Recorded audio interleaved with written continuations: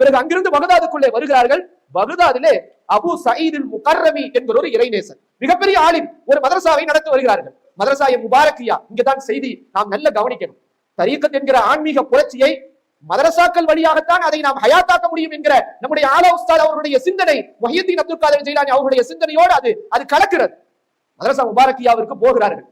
அவங்க இவங்களுக்கு உபதேசம் செய்வதற்கு சொல்றாங்க, இதிலிருந்து நீங்க என்ன செய்யுங்க, வாரத்திற்கு 3 நாள், ஜும்மா அன்னைக்கு காலையில, செவ்வாய்க்கிழமை காலையில, இப்படி என்ன செய்யுங்க, 3 நாள் என்ன செய்யுங்க, நீங்க உபதேசம் செய்யுங்கள் என்று சொல்கிறார்கள். உபதேசம் செய்ய ஆரம்பிக்கலான்னு போறாங்க. தடுமாற்றம் ஏற்பட்டு விட்டது. பெரிய ஆலிம் தான், தடுமாற்றம்.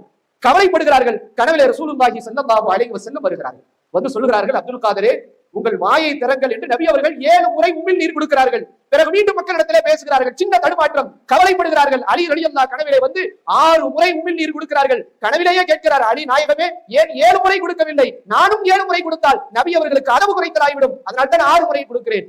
இந்த கனவிற்கு பிறகு முஹியுத்தீன் அப்துல் காதர் ஜீலானி கத்தஸல்லாஹு சிர்ரஹுல் அஸீஸ் அவர்கள் அங்கு வந்து பேச ஆரம்பிக்கிறார்கள். அல்லாஹு அக்பர். அவர்களுடைய சபையிலே 70,000 பேர் கலந்து கொள்கிறார்கள்.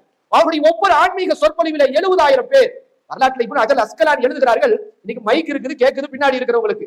ஆனால் முஹியுத்தீன் அப்துல் காதர் ஜெயிலானி அவர்கள் முதல் சஃப்ல அவங்க பேசுறது எப்படி கேட்குமோ அதே போன்று கடைசி சஃப்ல பேசுறவங்களுக்கு கேட்குமா.